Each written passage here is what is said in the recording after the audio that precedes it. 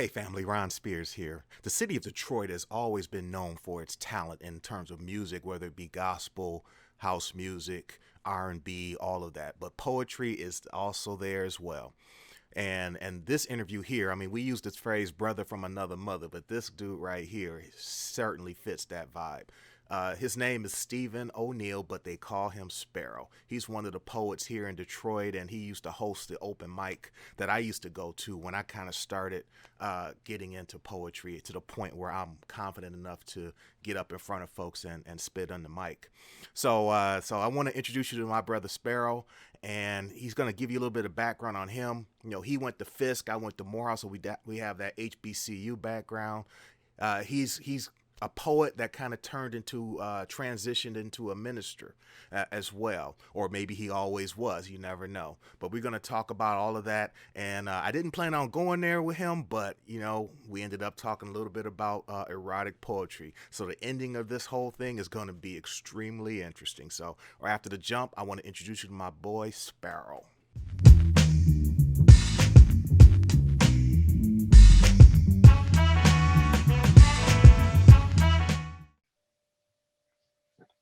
Wow.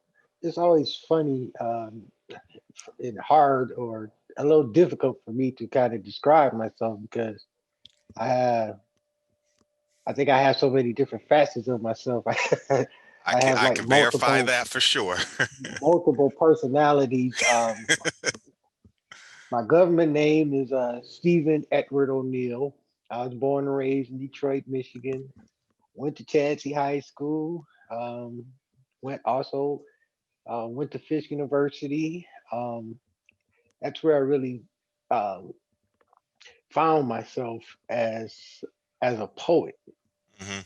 Um, most of my life, growing up in the city of Detroit, I was an athlete. I played basketball and baseball. I even played, basketball and baseball all the way up to high school.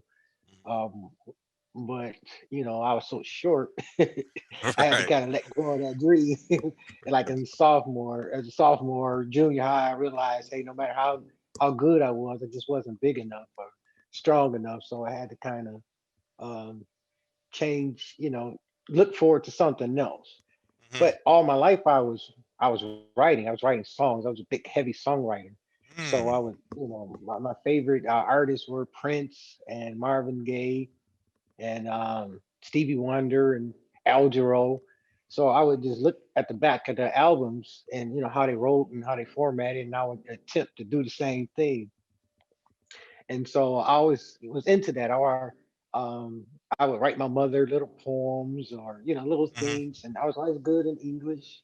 Hmm. Always advanced in English, and sometimes I would write stories, and the teachers would really like the story. So I think the storyteller in me has always been there. It just didn't really manifest itself until I got to Fisk. What was it And about Fisk? First of all, what since you grew up in Detroit and HBCUs are mainly a Southern thing, what sort of drew you to Fisk, and then what at Fisk happened that sort of brought out this different side of you, this poet and songwriter storyteller side of you? it's a crazy story because I had a girlfriend at the time. My girlfriend at the time, her name was Atla Vaughn, Hmm. and her father was Edward Vaughn. He was the House Representative, State Representative, Assistant Mayor of Detroit. So he was, well known in the city of Detroit, and he was an alumni of Fisk. And so Atla was destined to go there. So they had this thing called USA for Fisk, where they were raising money for Fisk, and I kind of helped out with that thing, and then I found out about Fisk, so I decided, hey, I'm gonna go too. So I applied and I was able to get in, and so that was my journey. I really didn't know too much about Fisk. I always knew about Morehouse and Howard, and I Hmm. always knew that I wanted to be go to a HBCU. But at the time, I was working full time as an insurance agent Hmm. this time. So I was always business oriented, suited up. Right, right, right. That's how I just wanted to make business. I didn't know what I was doing, but I was an insurance agent at 18. and she was a year younger than me. But so when she left, and I discovered it, and I said, okay, let me go. But also, one of the main reasons why I wanted to go to Fisk is because about 15, 16, I got heavily into the Black Power movement Mm-hmm. and orators. So a friend of mine named Steve Bradley, I don't know if you know Steve Bradley, but his brother Curtis Bradley, Mm-hmm.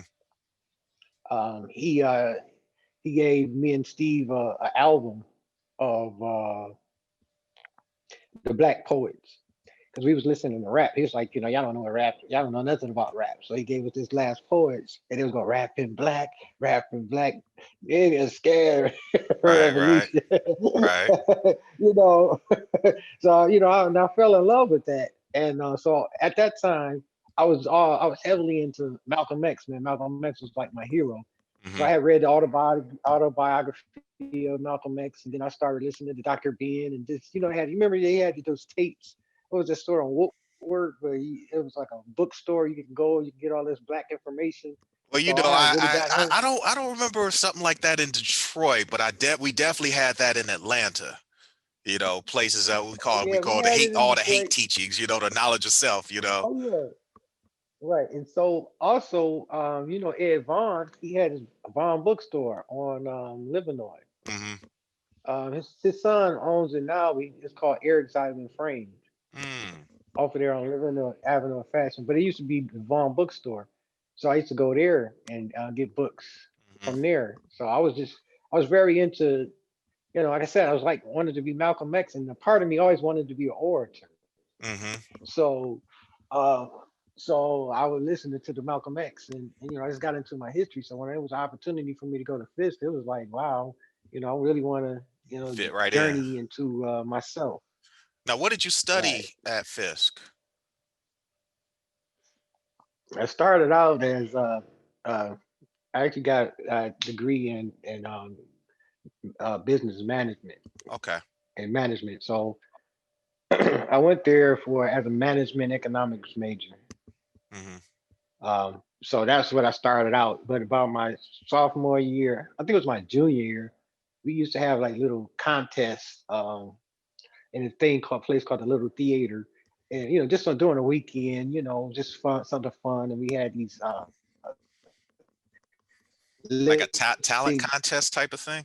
contests. So lip sync was big in those days.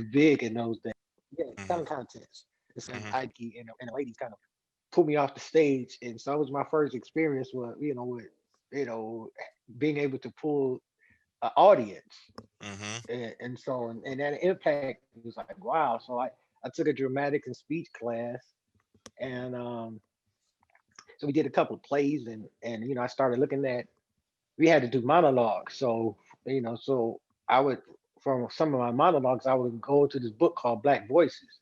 And it's a book of poetry. And so I would act out some of the poems, like like once Friday in old Baltimore, heart filled, head filled with glee. I saw Baltimore looking straight at me. Now I was aiming small, he was nowhere bigger, but I smiled, but he poked out his tongue and called me nigger. So I would act out that stuff like landlord, your roof is sprung a leak. And so I started acting out those monologues. And Mm-hmm. so eventually I started writing my own. I started writing my own monologues. And As you so should. my cousin of mine, Brian Rockmore, we did a lot of plays there, and so I started writing plays. So Mm, I did a couple of plays there, and so that was my introduction into poetry. So I didn't still didn't consider myself as a poet because I was always into orating, and I was writing sermons and preaching, and that was my biggest thing, mm-hmm. and just writing scripts. And I always saw myself as a writer. I didn't see myself as a poet, and it wasn't until like I got back to Detroit. It was like 3 or 4 years while I was in Detroit where I kept trying to get my friends to do a one man show or show. I would write plays and have them act them out, but they wouldn't do it. So a Mm-hmm. friend of mine, I don't know if you know Rashawn Foster, but she said she took me to a place called Cafe Mahogany, Yep. Yep. and she said, "Well, maybe you should do some of your monologues at Cafe Mahogany." So I went there and I did one of my monologues, and I got like a standing ovation. And it was like, wow, this is it. And then Mm, Zaina, she mm-hmm, used to have this poetry show at the Cafe Mahogany mm-hmm. every Tuesday. So I asked her, can I rent it out one Tuesday, and I did a one man show. So I did a one man show, and it's history after that. I mean, I was able to start building a following from Yep. those one man shows that I did.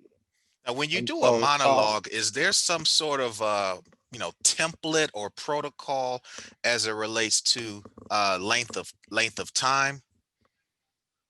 I mean, I know a one no, man show can be, an entire show, a series of monologues or poems that kind of right. flow to tell a greater story. But from a monologue standpoint, is there any sort of template or Well, time, you know? no, because some monologues are long, some are short. Um, um, See, what I did was, I started writing monologues, but then I started making the monologues rhyme, Hmm. and so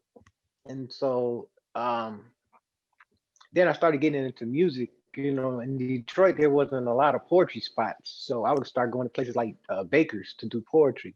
Hmm. And then I was, in a Gil Scott Heron way of doing it. I started listening to him, so I started, and like I said, I was an avid Al Jarreau and how he can scat his words. So I Right. perfected my craft to be able to go on top of the jazz musicians while they were playing that birds, and they would play, and I was able to put my words in between it.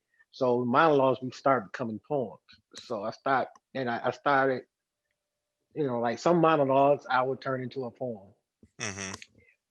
So if you ever listen to my poems, they're monologues, but they're monologues that rhyme. So I think that might be some of the difference between my poetry and some other poetry. There's a story, there's a beginning, a middle, and an end in the poem.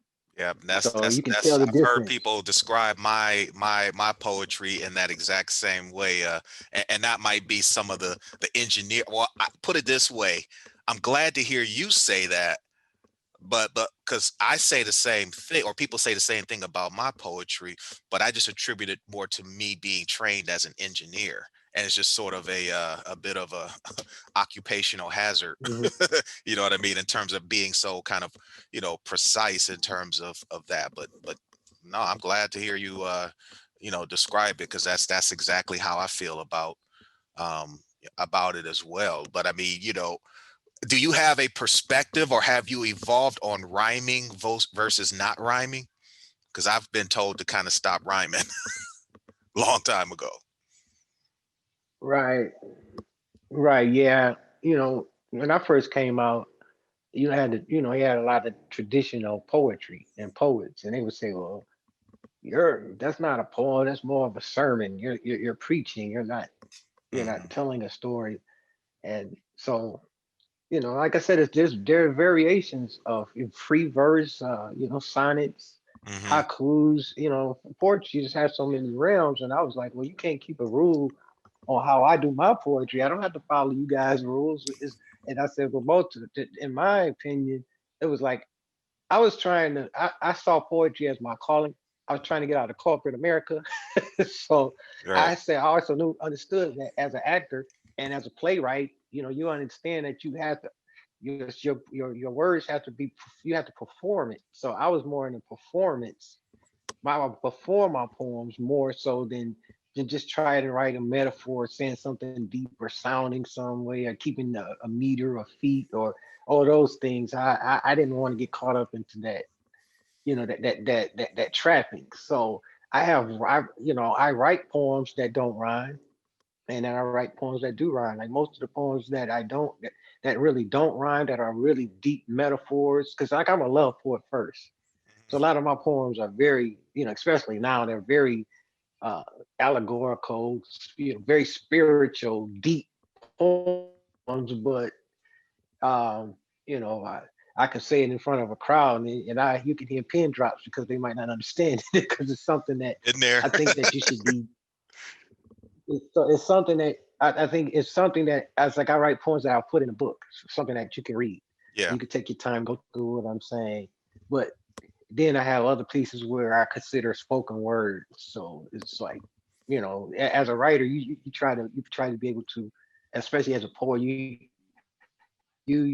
have to know the rules and the language and the styles of poetry, but then you can also add to it. So I try to follow the rules. Like I might put in one poem, I might put about six haikus in there, and they might people might not even know that I did it. Right. But if somebody who's reading it and disciplined in the story, they're like, wow, look at what he did.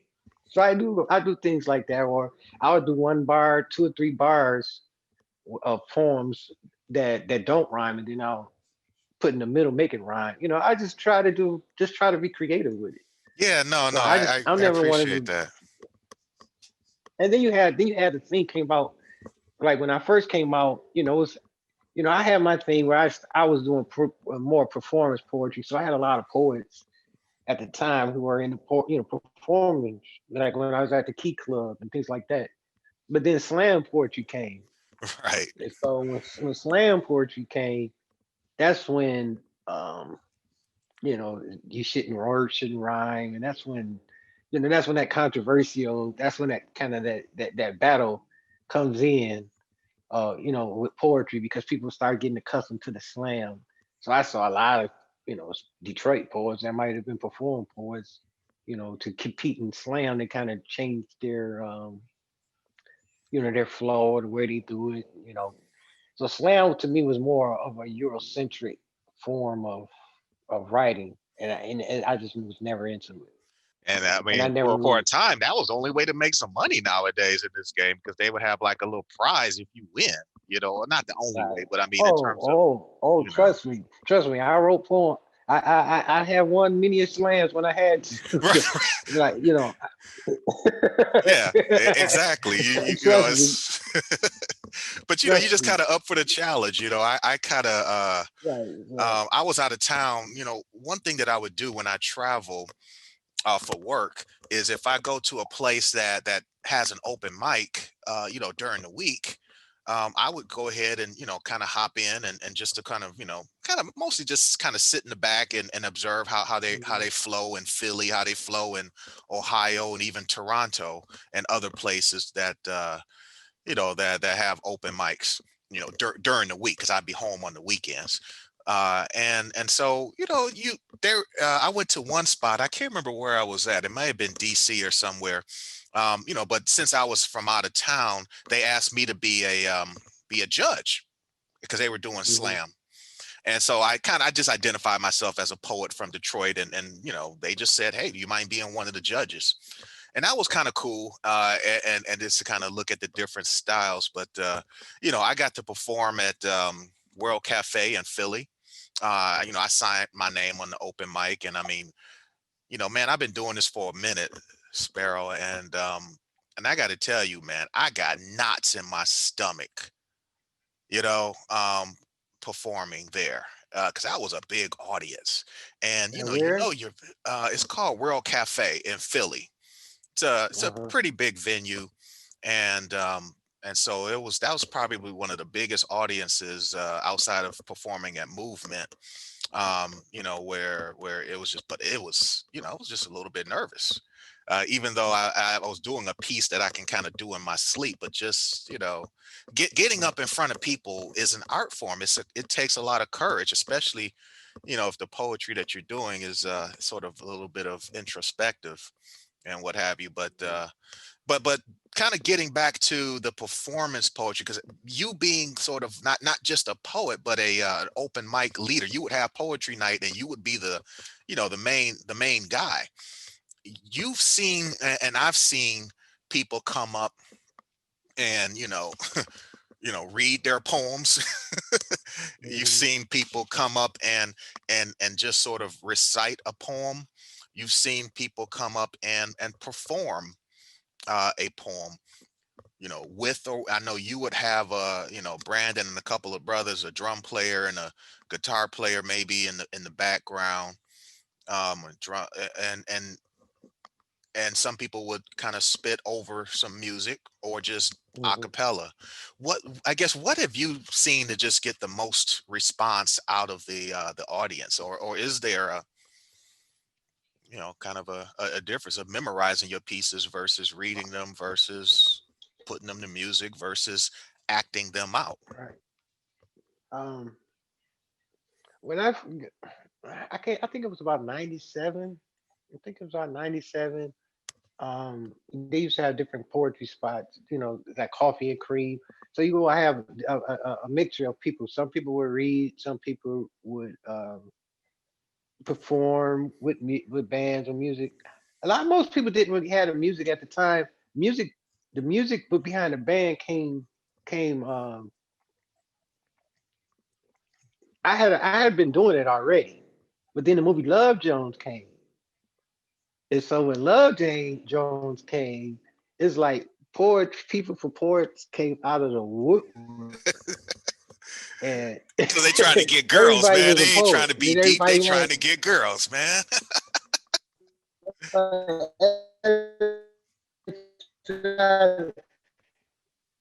And they was like, I want to be the blues. And then everybody started there looking across galaxies, dancing on beats that Saturday moon, Sunday sets. And I was like, what did he just say? Right, What did he right, say? right. But so so, but I always told anybody, because okay, I'm gonna give you a history. Okay, first I was at Cafe Mahogany, Hmm. and I did about 5 or 6 shows at Cafe Mahogany. And my this is before Love Jones came out. So I had become like my crowd had got too big for Cafe Mahogany. So then I went to Baker's and I started shows at Baker's, Hmm. and then started doing my show at Baker's, and then I added a band, and then I moved to a place called the Comfort Zone. And when I did the show at the Comfort Zone, they videotaped it. Hmm. Comcast came and they videotaped it, and that thing ran for like 10 years on Oh, Comcast. sweet, And it sweet. was, and so and then I started doing the poetry at the Key Club. And so my thing, because a lot of poets at the time were asking me, "Hey, what are you doing?" My main thing was to them was, and I see them reading that paper. I say, "Hey, put the paper down." DJ Wright. I told him one day, I say, "Man, put that paper down." And he Right, came right, there one. I said, "Man, put the paper down. You gonna kill him, right?" And he put the paper down.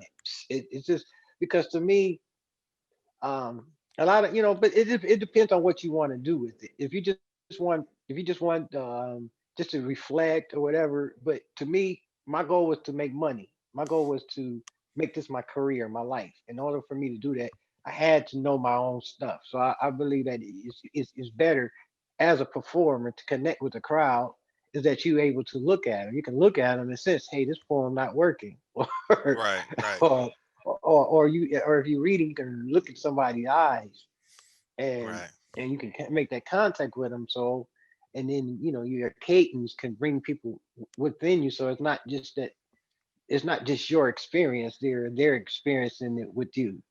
Uh, Now that I'm a little older and I got so many poems, I can't. My memory ain't what it used to be. Exactly. Uh, I might pull out a poem and with my phone and read it, but just there's still a gift to that. Right. Well, yeah, And and Jessica we Care want to. Moore I want does to it, make and sure she's that. like amazing. What'd you say? I sound like Jessica Care Moore. She can do it with the paper, with her book, or she can do it without it, but it's still amazing. She doesn't miss a beat. Right, but I see her. I see her doing it with a piece of paper, and she's just flowing. And I'm like, she ain't even looking at that paper. She's just Right. flowing. You know what I mean? It's like Right. she ain't reading. It's just there, but she's just flowing. And yeah, no, But, I know exactly because what it you is mean. sometimes sometimes like when I if I read a poem, I don't do it much because I believe if I don't have it in my memory that it shouldn't be presented. Yeah, But some yeah, people write a poem and they just run out there and do it. I was like, no, it's not finished yet. I yeah. want to make sure that is finished, because a poem could take a while to actually develop. You might think you finished, but it's not ready for you to present to other people. Like I said, it's just everybody had their own preference. But sometimes you know the poem. It's just that you have it there, and just in case because you can lose your train of thought Yep. easily, and you'll find yourself stumbling. So if you lose your thought, you can go right back to the paper and say, "Hey, oh, that's where I'm at." Well, I think, some sometimes people, what she I might even, do is I put on an index card and I just put sort of the first word or two of the line. right. And once I see that word or something like that, I know exactly what the rest of that particular line. So I'll just have sort of the, kind of, I'll Right. do something like that. That way I have an index card or, something that can kind of fit on a phone.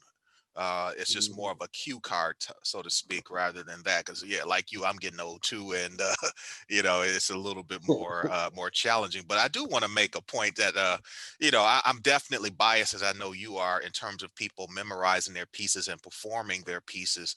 But at the same time, we kind of have to say. For sure, it's better to make sure you get it out there. Don't Right. don't let that stop you from getting up and getting on the mic and sharing, because there's a lot of liberation in getting those words off of your chest. The therapy of that is more important than our little arrogance towards performing and committing to memory. That's just our little our little bias. Right. But I'm glad you mentioned righteous, because he's definitely real tight on that in that game, and very, very self-reflective. And I really love the piece that he did with his wife. Where you do kind of a little bit of a combo type of thing. So yeah, I've seen that before, and that's really, really interesting. Where you have two different poets, and they kind of, finishing each other's, Right. pieces. So yeah, I mean, Did you ever see their group Third Eye Open? I didn't really get into poetry until later in life, dude, until like my Yeah. 40s almost. So Yeah, they had a group called I, Third I Eye know Open. all about it, but I just wasn't Oh, okay. into it back then, you know. Oh, you went into it back then. Yeah. So yeah. Yeah, yeah. So no, that's Yeah, so all those guys used to come to the, yeah, well, I mean, that's kind of, like I said, yeah, I so that kind was of my got thing. into it And people late. would get mad at me when I would tell them that. Hmm. Yeah, so people would get mad at me when they would say, well, come out to a fight. So put it on the paper, read it, put the paper down, put the paper down. And be Yep. mad, like, why I gotta put the paper down? But then they'll come back years later, man. A lot of people say he told me to put the paper down. I remember he Yep. it just makes it much better for everybody. But Kind of wanted to kind of pivot a little bit into some of my favorite pieces of yours, because I know you talked a little bit about doing different pieces that have a little bit more of an esoteric, you have to be on a certain reading list in order to unpack some of the pieces, but you also have your pieces that are sort of that just flow. Like obviously your piece different. That's like one of your signature pieces, and it's a wonderful piece. And everybody can sort of get it. It can connect with everybody, because it just sort of gives a little bit of what separates you from other people and what you're looking for in somebody. But then, like, my favorite piece of yours is the one right after that, waiting. But you have to be on a certain, level of understanding to talking about, tickling your sixth chakra and producing the indigo light type stuff. But can you just kind of give me a little bit of your background on and perspective on those two pieces, different and waiting? What was it like to write that? What was it like to kind of the whole inspiration behind it?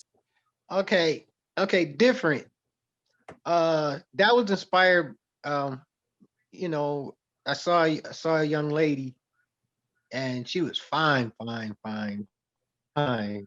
You know, and she, how these women just beautiful aura, beautiful everything, Hmm. and and and I realized, okay, if I want this type of person or this woman, then I have to be different, because I see that I'm pretty sure that she has all kind of men, she's coming at her, and I don't want to come at her the way the rest of the men come at her. I didn't want I didn't want I didn't want to come at her the way that another man comes at her. So it started off Right. as that. Okay, I don't want to approach you like any other man. But then as you go into the piece and I'm reflecting on her being with her, I realized that in order to be the man that she would need, I need to be different, meaning that um I need to change who I am. I need to become different. If you want, I say I can talk different, the talk a different game, what I'm saying? I can approach you differently, but I also have to be different. And Hmm. so the piece is about me, me being different. Hmm. I'm a queen, you have to be a king. Well, right. But I mean, hey, what was wrong with you? I mean, we all have areas that we can improve. We all have, circumstances, challenges that we kind of have to overcome. But so was this just sort of a matter of self improvement, or did she just sort of expose a side of you that you said, no, I thought I had it together, but maybe I need to, because there's what's the difference between different and just normal self improvement, if that makes sense. Uh, well, well, it's part of what is that your whole mission is pretty Right. much what the poem different is saying. It's saying that as a man, you have to constantly be read. You have to constantly um, uh, elevate your mind, your thinking, in order to maintain a loving relationship with a woman. You have to have all of these things. Oh, because a woman is always looking for stability and security, and today's woman, they're looking to get it on their own. So if they want a man, if they pursue a man, they want the man to have as much or more. Hmm. And so you have to be different than the rest of the other guys out here. You have to stand out. And it was almost like me saying I had to stand out. Hmm. Life, if I want something great, I have to stand out. If I want to be a great poet, my words have to break through where others people won't break. You have to shine a light that shines on me, shines over everybody else. So meaning, so different really means is almost like I have to elevate myself to, an extraordinary human being, which I'm capable of being. Hmm. Now this same sister, the inspiration behind different, um was did she the aura that she put out, did she put that aura out without even saying any words? It was just, you know I say it's difficult. Um, I mean, I'm gonna give you a peep into my brain and okay. how I write. Hmm. So um, when I saw this particular woman, and she was a belly dancer, so her talent and her gift were so profound that her Okay, aura was gotcha. coming out Gotcha. of her. Hmm. But then, so it starts. Some of my poems might start off where a woman would inspire me. It's like, so the words, I want to be different. Like it Yeah. start off, I want to be far beyond those guys that tell lies, that hide behind a superficial disguise. I want to ignite the sunrise in your eyes so that you only see me. And so, okay, that was the first bar of it. Yep.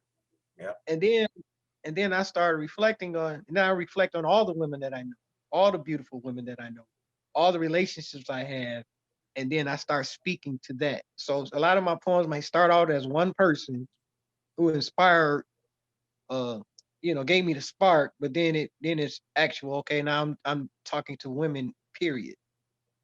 Wow. I do the exact same thing. My signature piece is called She, and Right. she was inspired initially when my daughter was born, and but it sort of morphed into being a poem that could be considered. I started talking about how you and I both love house music, Right. And house music is a very spiritual and personal and emotional, feeling. So it's sort of like, what does house music do for me? So just like you see in a beautiful woman, certain lyrics and rhythms of house music might provide that same level of energy, Mm. and then there may be a number of different, she just ends up being a vibration. It may have started out with the vibration from, have a father having a daughter. It might be a man seeing a beautiful woman, like you and I've experienced that as well. And then it might just be sort of the energy that you hear from certain lyrics or certain music, or even other poets, just somebody's expression of their own, Right. aura, that vibe. So it's just kind of, it's funny, but it's not funny, because I understand where, where the motivation comes from. I have the same brain as you. Right. Yeah. So yeah, So I get that, and many kudos for that particular piece. Different is a, it's a beautiful piece, but it's a more beautiful message of introspection that a lot of us guys need to constantly do. And just keep stepping our game up, because yeah, these sisters are doing the doggone thing, and they're looking for bros to be, you know at least close to their level, if not matching, or you know. So now waiting, my personal favorite piece of can I ask yours. you, Go ahead. what is it about waiting that you like? Well, I know unfortunately a lot of folks ain't gonna get it. May not understand every single bar, because you have to be a certain level of well read in order to get to unpack the depth in those that particular lyric, you know Mhm. and just sort of in contrast of different. Different was sort of inspired by you projecting yourself, motivating yourself to be different. And so, we as men, we're meant to be sort of the hunters, so to speak. We go out and make the first move. But on a spiritual level, sometimes you just got to sit back and wait for the creator to send the right person, to you. Right. And as a man, we have to sort of fight the urge to go make our destiny happen, or see something that we think is best for us. Whereas just sit back. You put the energy out what you want in this world, and you have to have the patience to sit back and wait for the creator to sort of allow that to come to you. And that might be the better choice than who you thought you may, go out. If that, well, I know that makes sense, but Right. You that's got it. just You sort got it. of. That's where I was going with it because, like when people say when I say waiting, people think I'm saying I'm waiting for the woman, but it's not waiting as like I'm sitting doing nothing. It's waiting. It's like as a server, they wait you and someone waiting, meaning that Mhm. I'm a serve God Right. and I'm a serve and I'm a fulfill my calling and my purpose. And God will, while I'm fulfilling my purpose, God is also working on my mate, the person Hmm. that I'm supposed to be with. So God is at working toward to both of us to Hmm. become, you know, prepared and ready for us. When we finally meet, then that's when it is. So the poem is to that person who I don't know yet, who I don't meet. So I'm saying it to you. This is who I'm speaking to you, to your spirit and your Hmm. energy, and you're gonna Yep. catch it in your energy, in your spirit. You're gonna catch it in your prayers. Hmm. Right. You're gonna hear my voice in the supernatural, and I'm speaking to you in the supernatural, and they're hearing me in the supernatural. It's real profound, man. That's why I'm glad that because some people get it and some people don't. But because that's one of my favorite poems. I was like, when I wrote it, I was like, woo. No, I can imagine, man. I remember here's the crazy part. I mean, we're brothers, man. So I'm married, so it ain't no, ain't nothing here. It's just a brother to a brother, man. Just showing love to one another. Meaning, I see you, bro. I through that particular lyric, I'm able, and that's what I mean by certain people are not going to be able to get it because everybody's on a different path. Everybody is not sort of mature enough to understand the depth of that particular lyric. And as a poet who we all like to think that our junk is deep, but at some point you just got to let a brother know, bruh, I got it. You know what I mean? I got it. And I just want to acknowledge to you that I got it. And I remember texting you, it was an ungodly hour of the night. And you're like, who's texting me this late at night? It ain't no chick, And I was just like, bruh, I got it. you know. So just mad kudos on that particular lyric. And like I said, that is my personal favorite. Right. I have another poem on there on that album. It's called Woman. Mm-hmm. And I go through the countdown, the numbers, and I base things, and it's based on numerology. Mm-hmm. And so the poem is really it was really about creation and having a baby. Mm-hmm. Two spirits joined together as one to have this baby, but you have to go through these steps. And so that poem is it's people might not catch it on the surface. And what we were talking about earlier, we were talking about the difference in music, playing in music and just speaking. I realized that as I got a little more advanced, because before I was all into, to the band, but then I started realizing that the band sometimes overdraws, it takes away because I have to compete with the band, compete with sound, and people are not actually getting exactly what I'm saying. So if I would do a poem like Wade, it's best that I do that poem without the music. Right. So they can actually hear what it is I'm saying. And it's amazing how many women, women who heard that poem and was like, wow, he's talking to me. And then sometimes I was like, are you that person? I'm still waiting. But it's just amazing how, it just amazes to me because you get this, how spiritual and we really are, and you have to be in tune with it to actually see and hear properly, because there's so much noise out here in this world, and everybody's operating in their unconscious or subconscious mind and not in their conscious mind. So I think that I don't want to jump too ahead of myself, but I think that having the experience to go to a Black college, it gave us the opportunity to become men, and the men that we can identify ourselves with other men or other people or people are of our own heritage.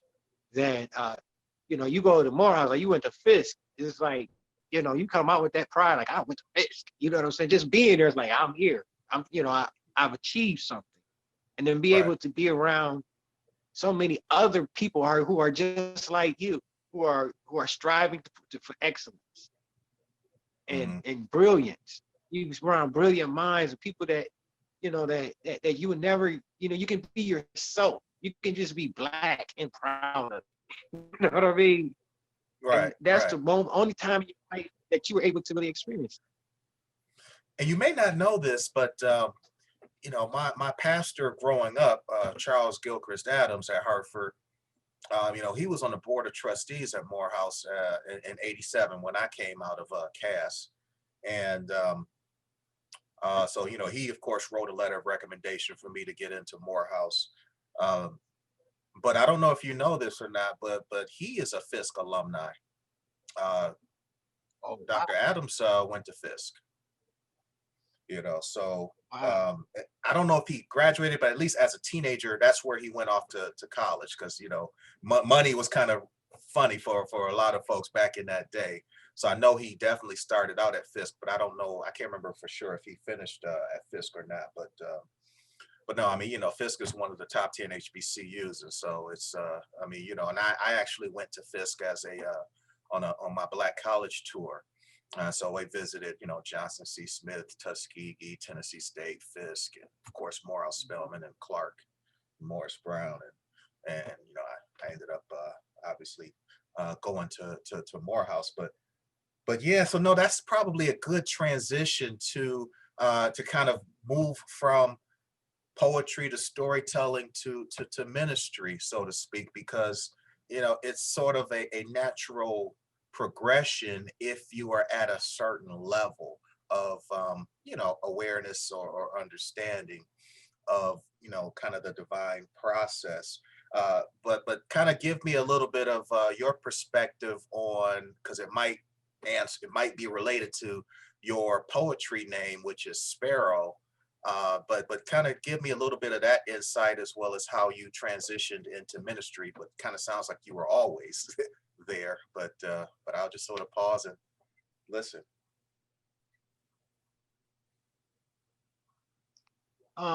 Okay. Growing up, even at Fisk, growing up, teenage, mid, I was known as Quick. That's my nickname. So most people call me Quick. And Hmm. so when I first started doing poetry, I was called Quick the Poet. That was my name. But then my grandmother had turned ill, and she was like the most spiritual person that I knew, and she was more like my connection to God than any other human being. And she was just so spiritual and beautiful, and she was passing away. And and at that time, I was making a spiritual transition within myself. So I told her before she passed that I was going home, meaning I was going back to the church.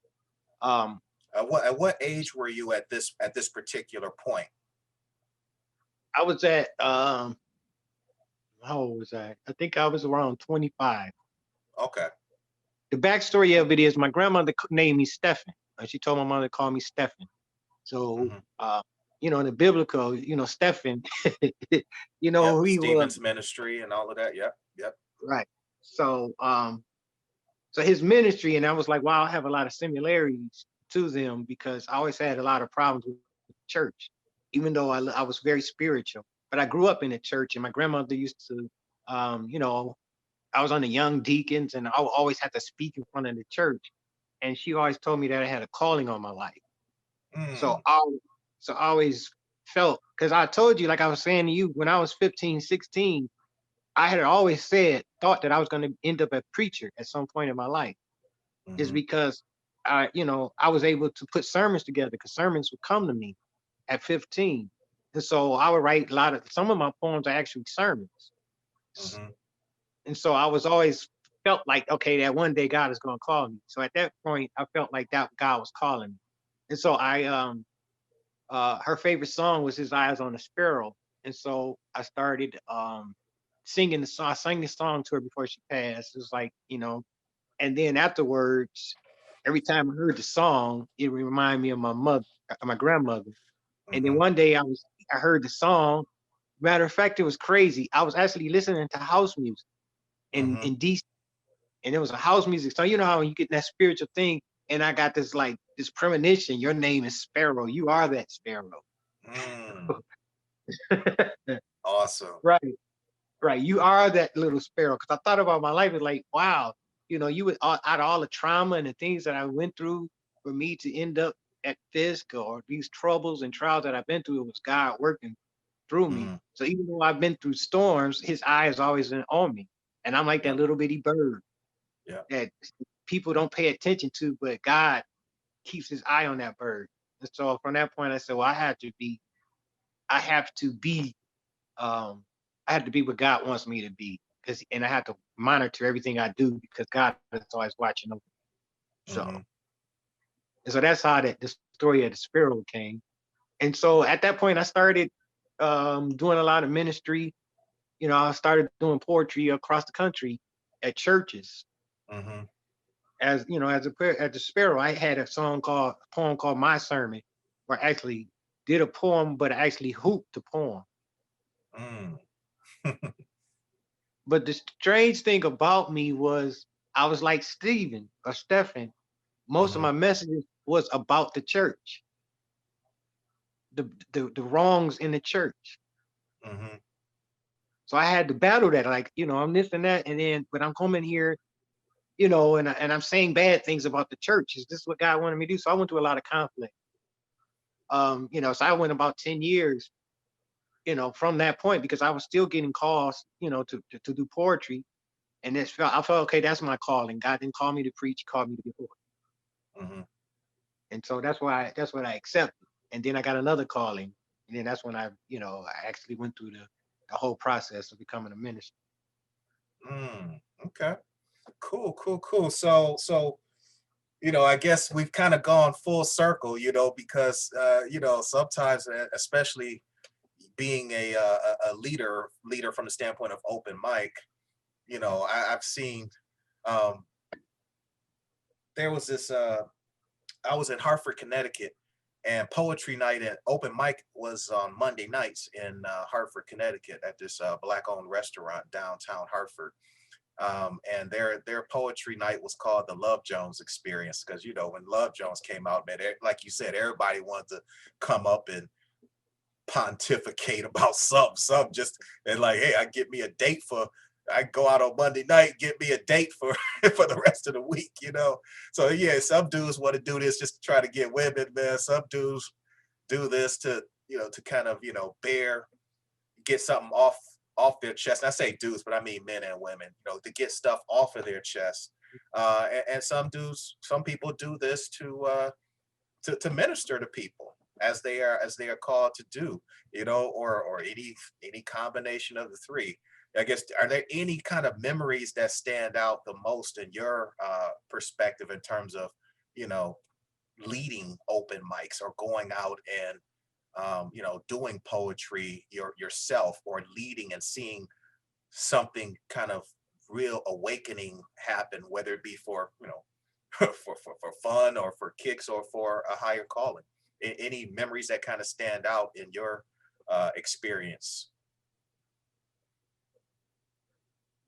Um, well, I always looked at the open mics was me doing an open mic.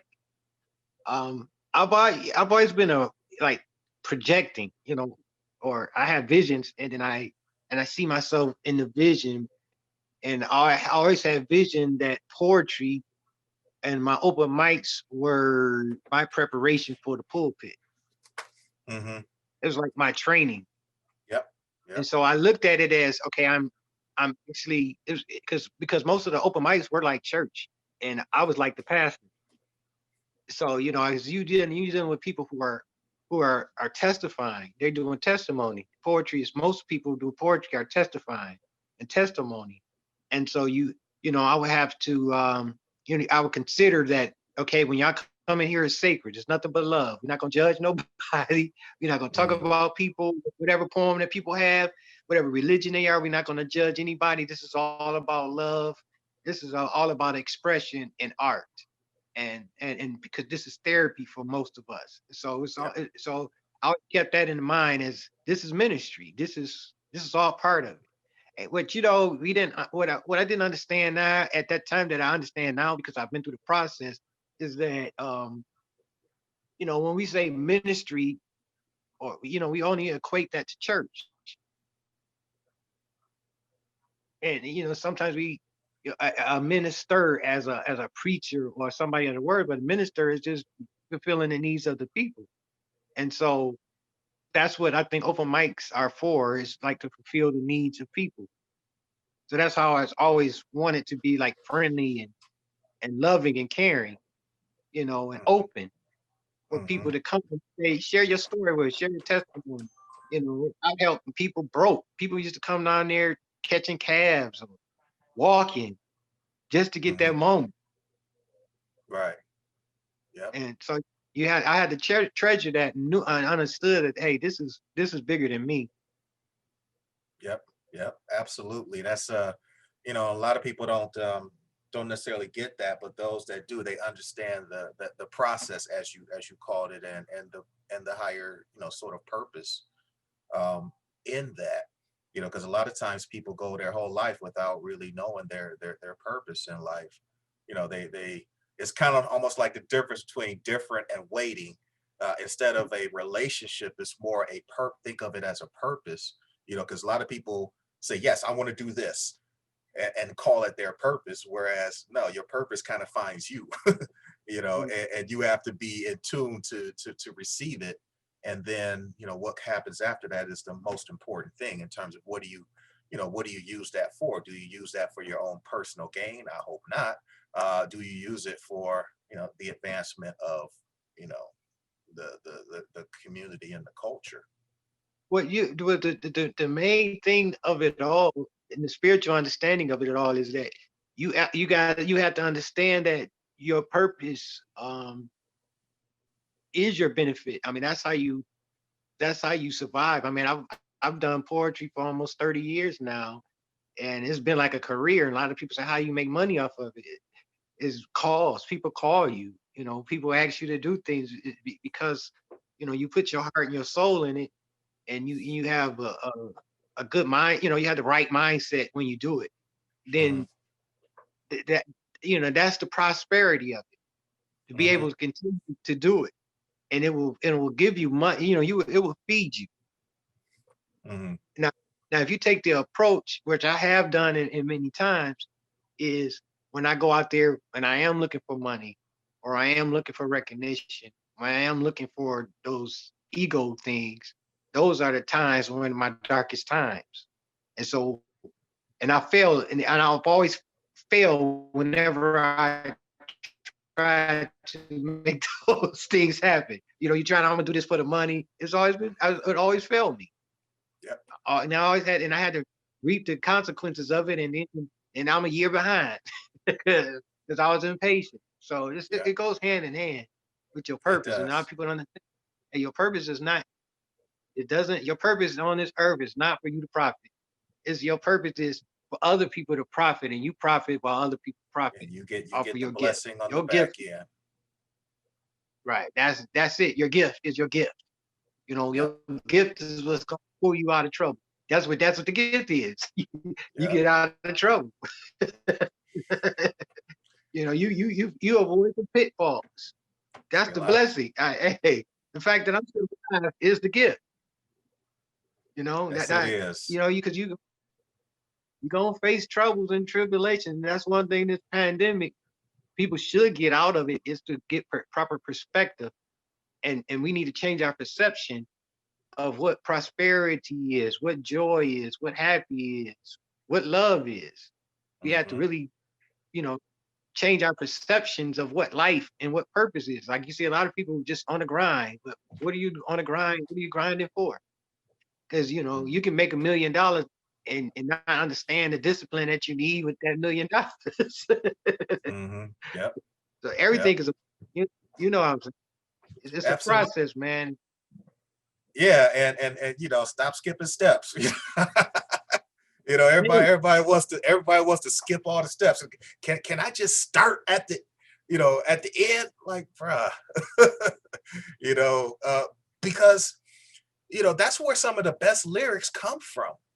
I mean, if you think of, I mean, I don't care if you just go from Anita Baker's songstress, versus when she had a lot of more money in her, not the gross point Anita Baker, but the the hungry, starving right. songstress. Those lyrics are so rich, from and there's examples of that with just about everybody. Sade, Sade's lyrics kind of went a little bit down the more rich she got.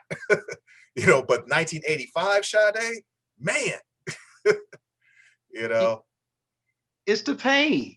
the pain, that's It's where the that yes. people relate.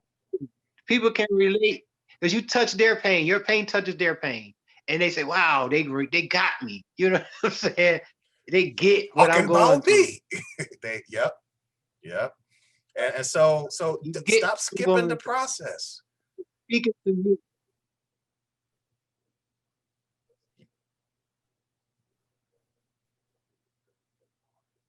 Your screen is frozen. Oh man, you can't. Oh, you there? Yeah. You can't skip the process, and Yeah, yeah. I you mean, will fail.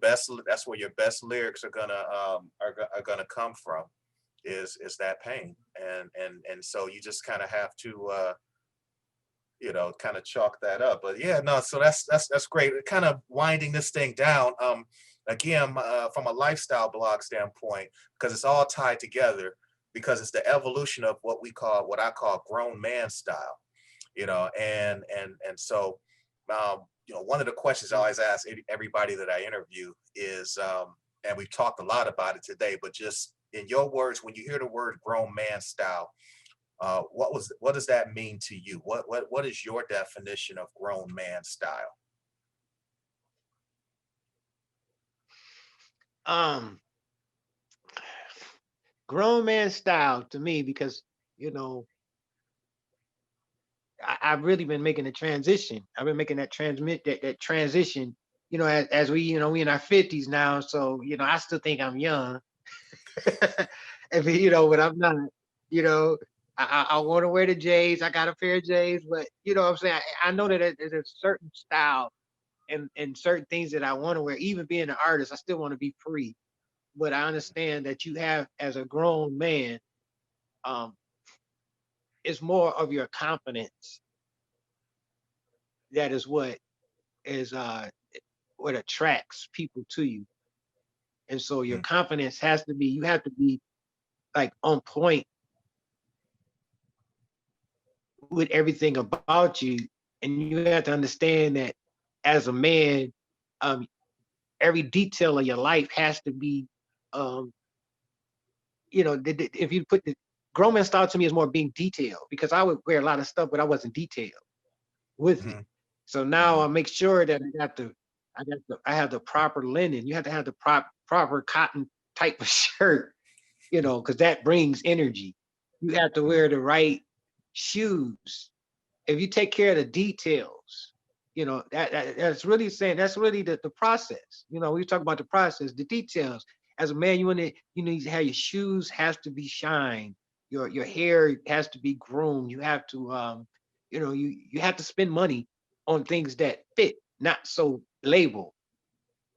And all Mhm. those things produces an energy and a light. So to me, grown man styles have an energy and light. Mm. Energy and light. I like that.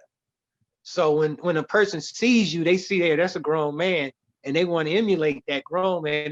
It's like he got some swag. Like when I walk into a room, sometimes this is how it's been like. It's like as an artist, a promoter, whatever. I always realize that when I walk into a room, I got to switch on my light, Hmm. because people are gonna be looking at me. And if I want the people to hear me when I get on that mic, I want them to see me first. And when they see me in a room, I want them to know, who is that?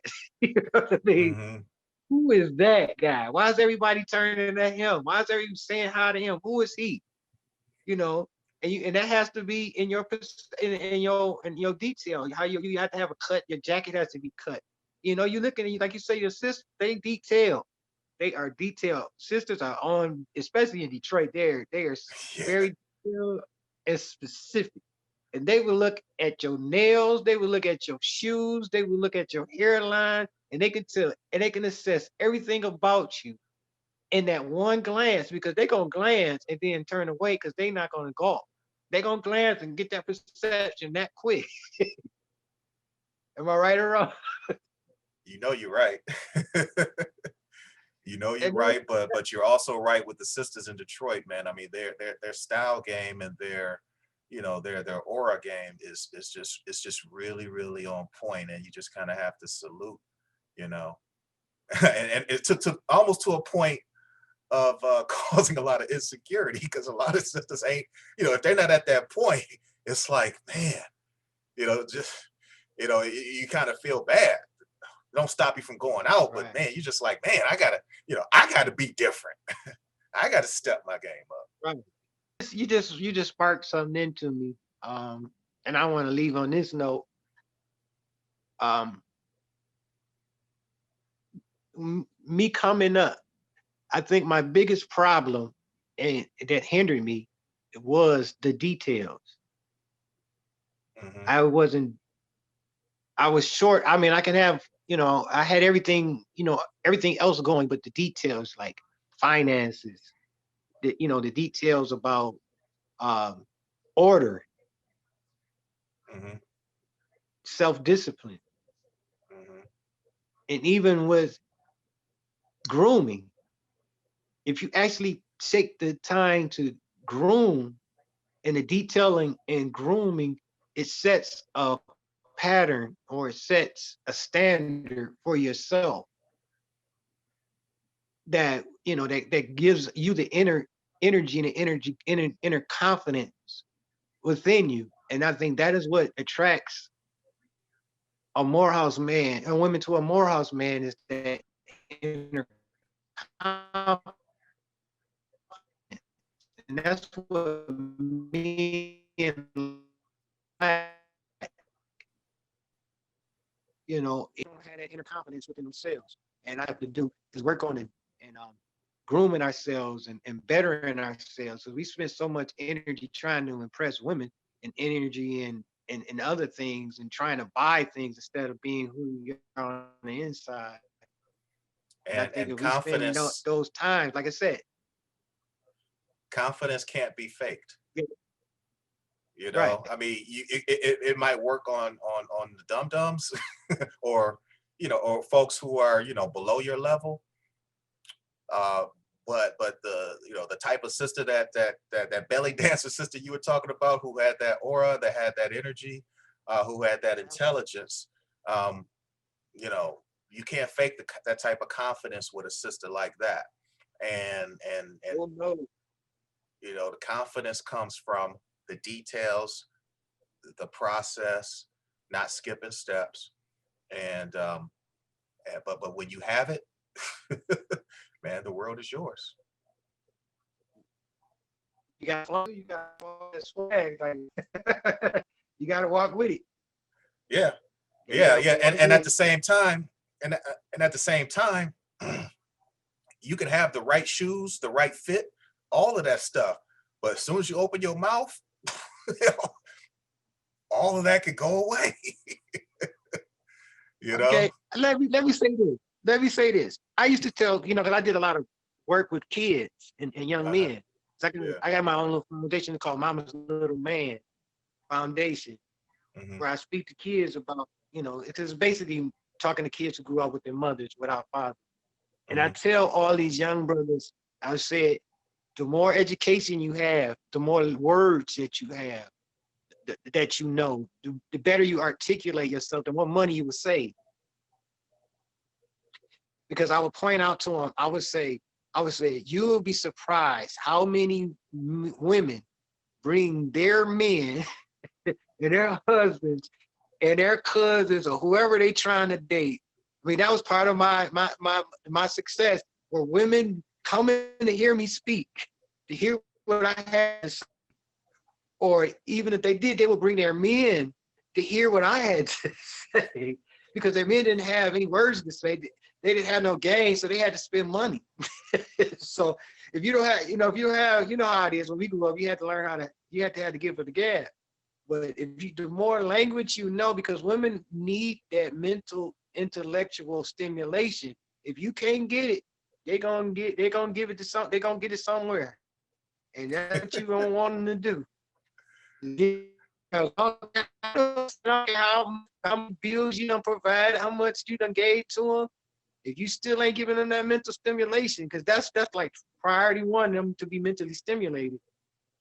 That's And a, if you you you can't you do you that, you gonna get me down another path here. So I have I know we and I both dabble in erotic poetry. I mean, you can't be in this game and not at least dabble in that.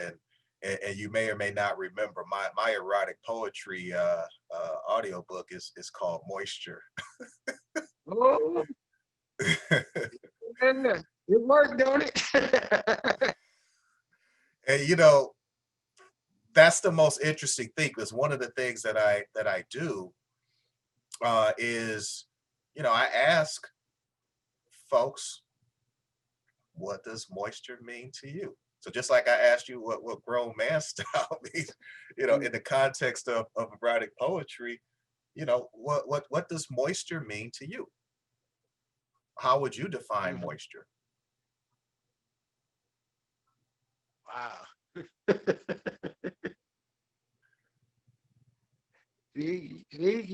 Reverend that. Reverend Sparrow, how would you define moisture? How would I define moisture? Yeah. Oh man, oh Jesus. Now you put me-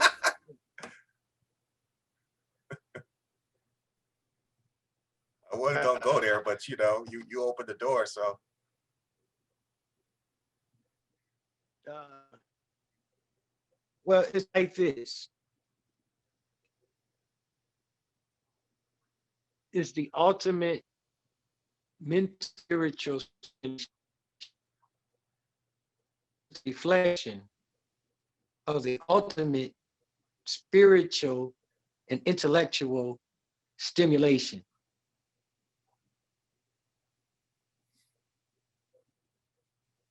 enough said.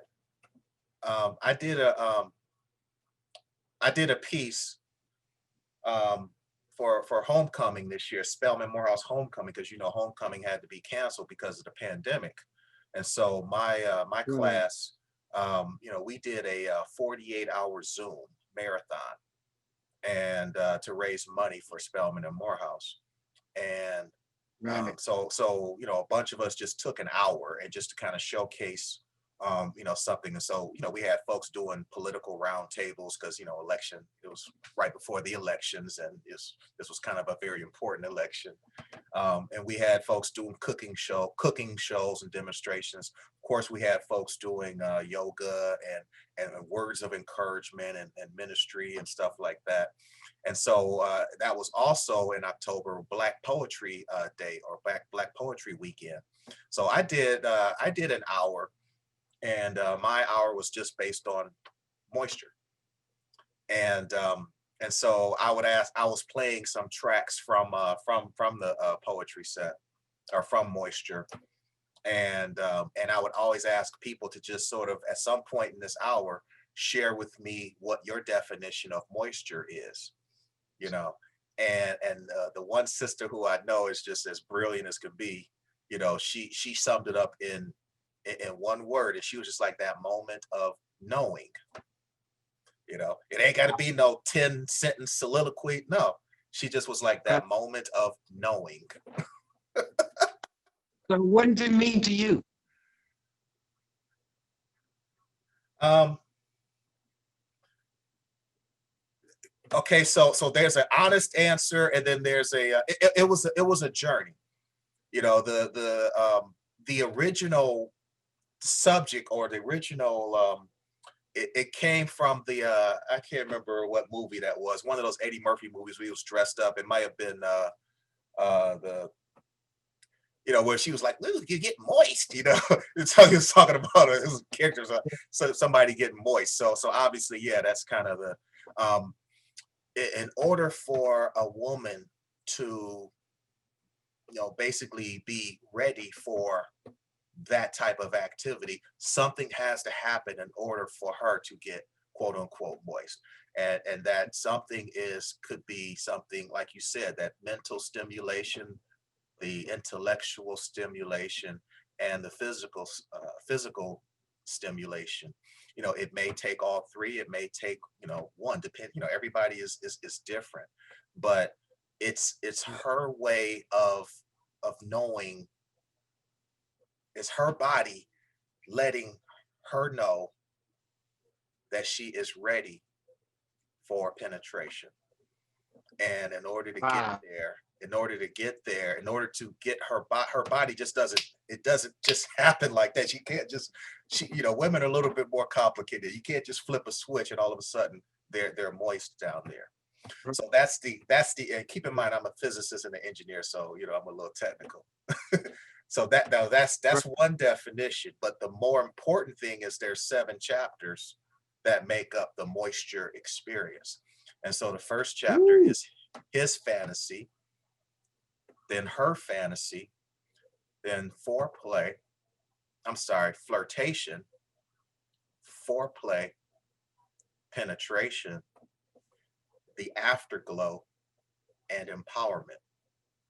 Wow. So moisture is a process that starts in your mind because you have certain fantasies. We as men and women, we have certain fantasies. Mhm. And so then when boy meets girl, when you're, wherever you're at, church, home, work, out to play, whatever, you see that energy, you see that aura, you kind of circulate, you kind of see that chemistry. And Mhm.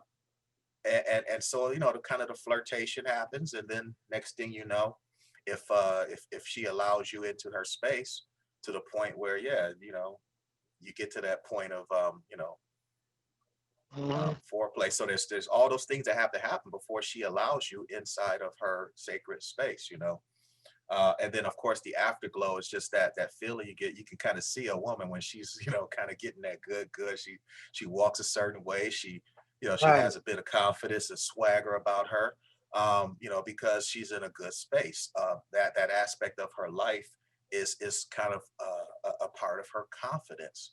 And hey, our bodies are 75% of our bodies are made up of moisture in the form of water. Right. So then that's that afterglow, is because that it's in a good space.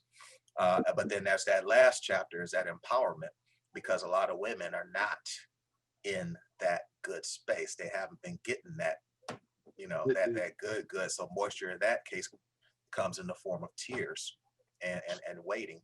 And that's just a time where they need to be working on themselves and getting themselves together and putting that energy out in the universe. um, and so there's some poems to kind of help motivate and encourage them to do that. So the moisture experience for me just kind of goes, full circle in terms of explaining the process. So long answer to your question, but you Yeah, already that's know I'm kind of a good. complicated bruh. I got two things for you. Okay. When when are we gonna put this show together? I think we just did, but I'm talking about our own personal show called Voice, right? uh-huh, uh-huh. And we gonna say have a stage, and we gonna Uh, have the women there. Are you sure you want to be on that same stage with me, brother? Because Oh man, come on now. All you gotta do is that that speak. might that that might lower your brand a little bit, bruh. No, all you gotta do is say what you just said. All you gotta do is say what you just said. See that you can get them there. You know what I'm saying? You can get them there, and I get them the rest of the way. We gotta make this happen because we could just really just talk like we talking now, and Mhm, then then we could go into to it. So we're not just a show, but it's an event where we can actually talk about grown men because a lot of women don't understand where grown men because they don't even recognize them. They don't know how grown men think or act. They don't recognize it. They don't know, you know. And mhm. we need that because a lot of them think that we don't understand and we don't know and we can't relate. It's like no, there are men out here who do understand. You just can't put us all in one bag. See, this is where I could get silly, and I know you could get silly too. On the moisture, I don't know if I put it on there or not, but I wrote a poem called "The Pen." Okay, let me set it up a little bit different.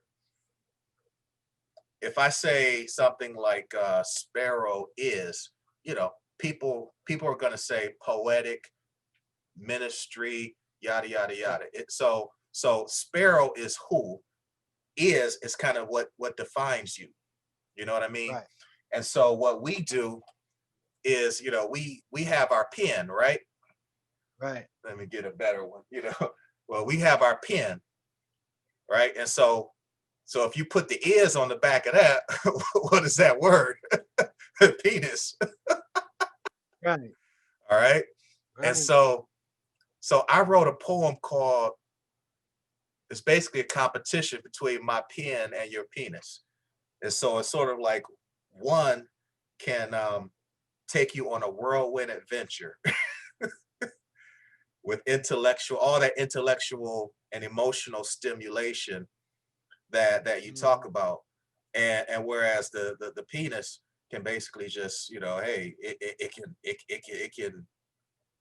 it might be a little bit, it might be a lot thicker, it might even be longer, but hey, it's Right. only gonna last for a little while. And Right. what comes out of it might just get most likely is just discarded in your next shower. But what Right. comes out of this can last for, Woo. and this gets better with time. Whereas Woo. Venus gets a little bit, loses its step with time. And so I'm basically just breaking down the pen, and then I Right. say, Hey, that's deep. and then I say that penis, it's been known to cause much destruction, where my pen has to kind of put the pieces back together after you had that interaction with that penis. It didn't go as well as you thought it would. So now you Right. need my pen to help bring you back to. So anyway, it's just Oh me man. being creative and silly to kind of have a conversation between the That, pen and the penis. see, you need to put that segment in our show, okay? All right, you produce it, I'll show up, brother.